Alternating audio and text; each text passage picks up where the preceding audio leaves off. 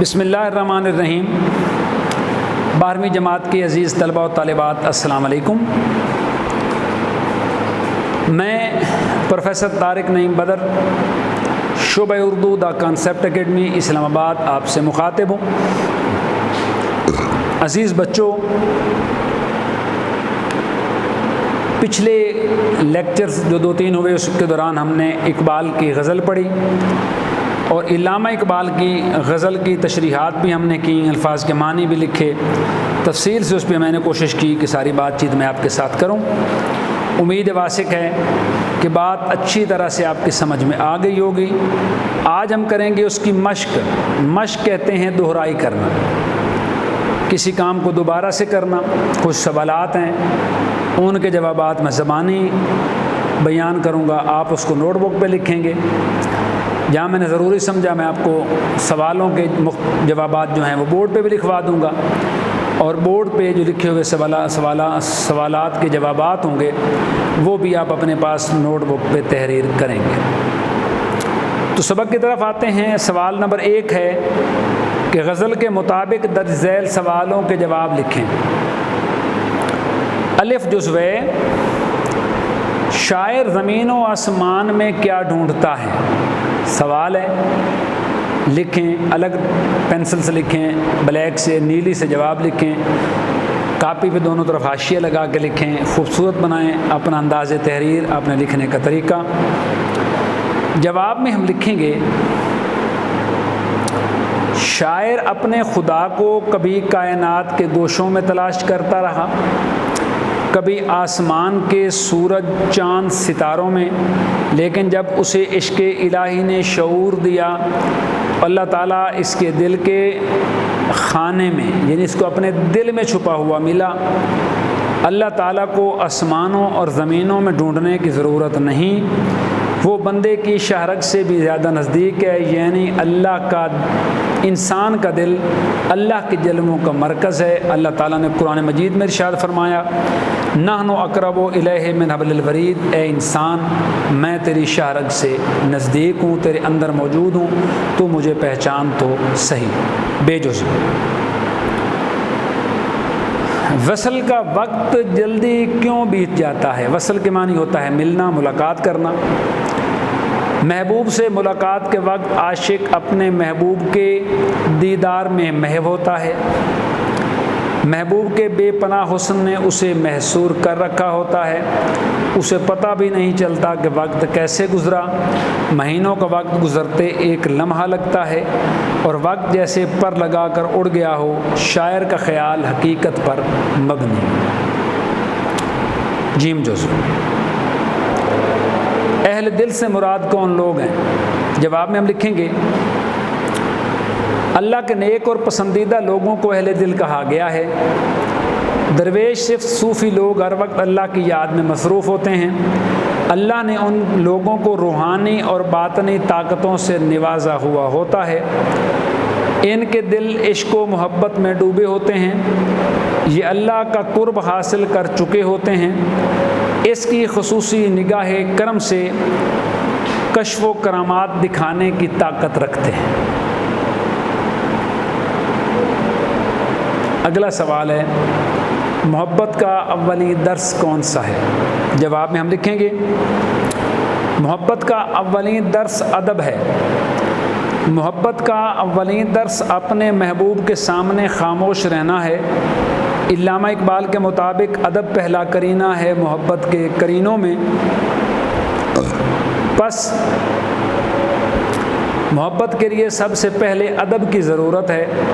اس ادب کے زمرے میں خاموش رہنا، صبر کرنا اور محبوب کے ناز وغیرہ برداشت کرنا آتے ہیں۔ ہے جزوے، خود پر نکتہ چینی کا کیا مطلب ہے؟ جواب میں ہم لکھیں گے، خود پر نکتہ چینی سے مراد خود احتسابی ہے، اپنی ذات میں خامیاں تلاش کرنا ہے۔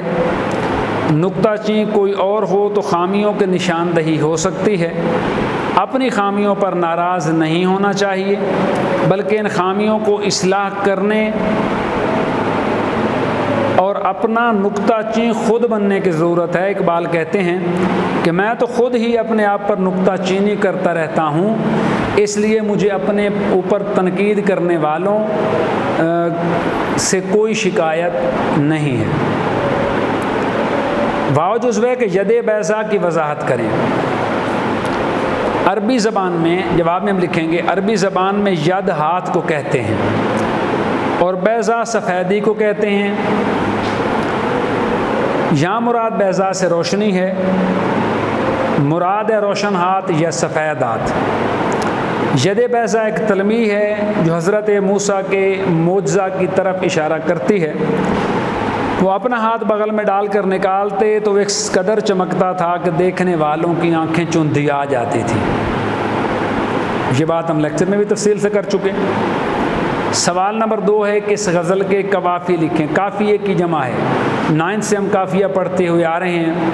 نظم یا غزل کے ہر شعر کے آخر پہ آنے والے ہم آواز الفاظ، جن کی آواز تو ایک سی ہوتی ہے لیکن معنی مختلف ہوتے ہیں، قافیے کہلاتے ہیں۔ ردیف ہو تو قافیے کے بعد آتی ہے، ردیف نہ ہو تو قافیہ آخر پہ آتا ہے۔ غزل کے قافیے در ذیل ہیں، میں بول دیتا ہوں، آپ لکھ لیں۔ زمینوں، مکینوں، نشینوں، سفینوں، سینوں، آستینوں، آبگینوں، باریک بینوں، کرینوں اور نکتہ چینوں، یہ اس نظم میں بطور قافیہ یہ الفاظ استعمال ہوئے ہیں۔ سوال نمبر 3، مہینے وصل کے گھڑیوں کی صورت اڑتے جاتے ہیں۔ مہینے وصل کے گھڑیوں کی صورت اڑتے جاتے ہیں مگر گھڑیاں جدائی کی گزرتی ہیں مہینوں میں۔ اس شعر میں صنعت تضاد پائی جاتی ہے۔ صنعت تضاد کی تعریف کریں اور مزید مثالیں دیں۔ کیسے پائی جاتی ہے تضاد؟ گھڑیاں کے معنی لمحے اور متضاد ہے مہینے۔ اگر کلام میں 2 الفاظ متضاد استعمال ہوں تو اسے صنعت تضاد کہتے ہیں۔ یہ اس کی تعریف ہے، ہم ففٹر میں بھی پڑھ چکے۔ اس کو انشاءاللہ آگے وقت آئے گا تو دہرائی بھی کریں گے، اس پہ پھر بات بھی کریں گے۔ مثالیں لکھ لیں، میں بول دیتا ہوں۔ پس کہ دشوار ہے ہر کام کا آسان ہونا، پس کہ دشوار ہے ہر کام کا آسان ہونا، آدمی کو بھی میسر نہیں انسان ہونا۔ اس میں دشوار اور آسان 2 متضاد الفاظ استعمال ہوئے۔ دوسری مثال لکھیں کہ ایک سب آگ ایک سب پانی، دیدہ دل عذاب ہیں دونوں، دیدہ و دل، تو یہاں پہ آگ اور پانی جو ہیں یہ متضاد الفاظ استعمال ہوئے۔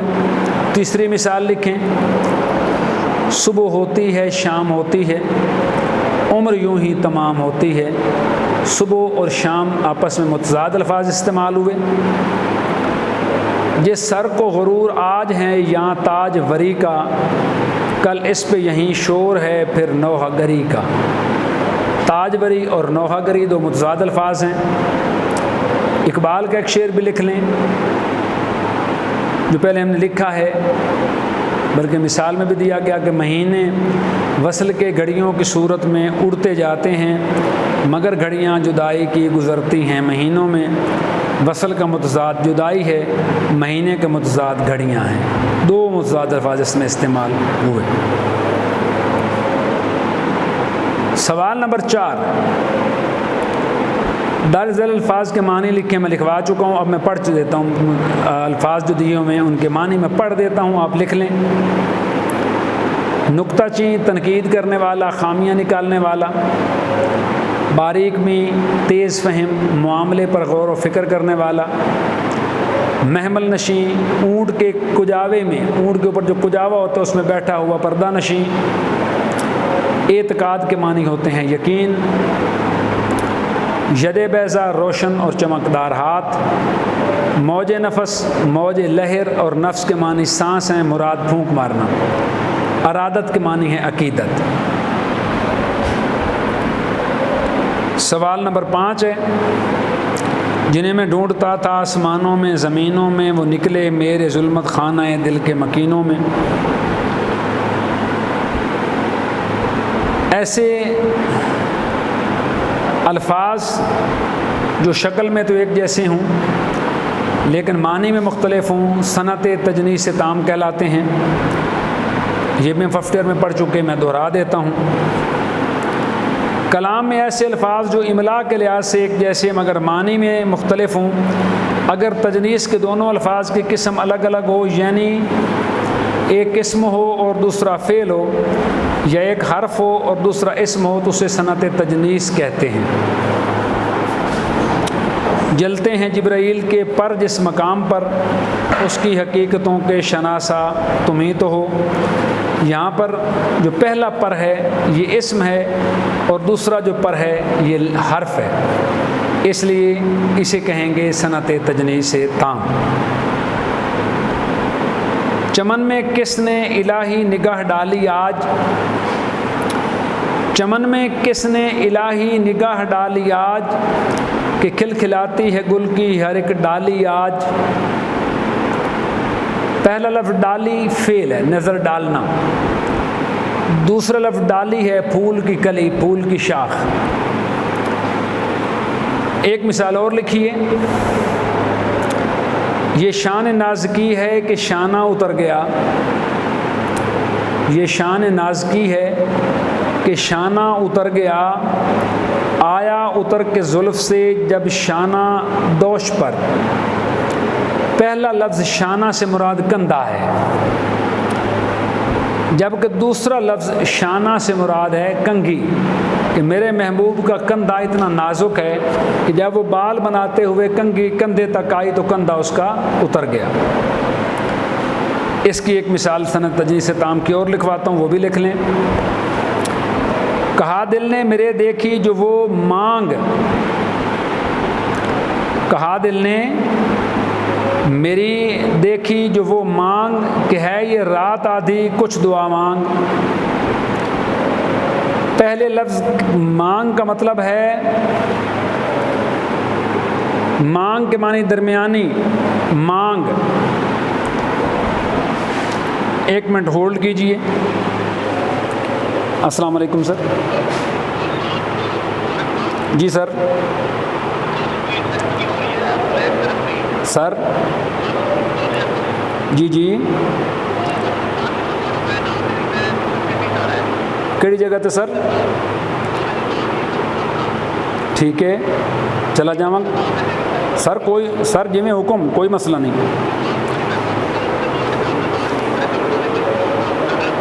میرے کو سر کینٹ کیمپس میرے قریب ہے سر، تے باقی تو دور نہیں، لیکن کوئی ایشو نہیں، جس تسی کہو گے میں چلا جاؤں گا، نو ٹینشن، میں کر لوں گا سر، کوئی ایشو نہیں۔ اوکے سر، وعلیکم السلام۔ معذرت، بچے کچھ کام اور بھی کرنے پڑتے ہیں، کیا کریں۔ بہرحال پہلا لفظ مانگ کا مطلب ہے سر کے بالوں کے بیچ کی لکیر، ہم جو مانگ نکالتے ہیں اسے مانگ کہتے ہیں، اور یہ اسم ہے۔ دوسرے مانگ کا مطلب ہے طلب کرنا، مانگنا، اللہ سے دعا مانگنا، تو یہ فعل ہے۔ علامہ اقبال کے مندرجہ بازالہ شہر میں پہلے لفظ میں اسم ضمیر ہے اور دوسرے لفظ میں حرف ہے۔ اس طرح یہ شعر تجنیس تام کی مثال ہے۔ معروضی کچھ سوالات بنا رکھے ہیں ہم نے آپ کے لیے، میں کچھ سوالات پڑھ دیتا ہوں تاکہ آپ کو آئیڈیا ہو جائے کہ ہم نے معروضی بھی حل کرنی ہے۔ تو کچھ ہم بنا رکھے ہیں معروضی سوالات، کچھ میں بیان کر دیتا ہوں، کچھ ٹائم تھوڑا سا میرے پاس موجود ہے تو چند ہی بیان ہو سکیں گے، زیادہ بیان نہیں ہو سکیں گے۔ علامہ اقبال کی یہ غزل کس مجموعہ کلام سے لی گئی ہے؟ بانگ درا سے۔ علامہ اقبال کا سن پیدائش 1877۔ یہ غزل سب سے پہلے کس رسالے میں چھپی؟ مخزن میں چھپی۔ شاعر اللہ کی ذات کو کہاں کہاں ڈھونڈتا تھا؟ آسمانوں اور زمینوں میں۔ آخر کار اللہ کی ذات کو کہاں پایا؟ ظلمت خانہ دل میں۔ شاعر نے مجنوں کو کیا کرنے کی ہدایت کی؟ اپنا نظارہ کرنے کی۔ مجنو لیلا کی طرح خود کس حالت میں ہے، محمل نشیں ہے، وصل کے مہینے کس طرح اڑے جاتے ہیں گھڑیوں کی صورت، جدائی کی گھڑیاں کس طرح گزرتی ہیں مہینوں میں۔ یہ کچھ سوالوں کے جوابات تھے، کچھ معروضی سوالات تھے، تو امید واسق ہے کہ آپ کو بات اچھی طرح سے سمجھ آ گئی ہوگی۔ ہمارا سبق آج کا یہیں پہ ہوتا ہے مکمل۔ انشاءاللہ ملتے ہیں اگلے لیکچر میں ایک نئے سبق کے ساتھ، تب تک کے لیے اجازت، بہت شکریہ، اللہ نگہبان۔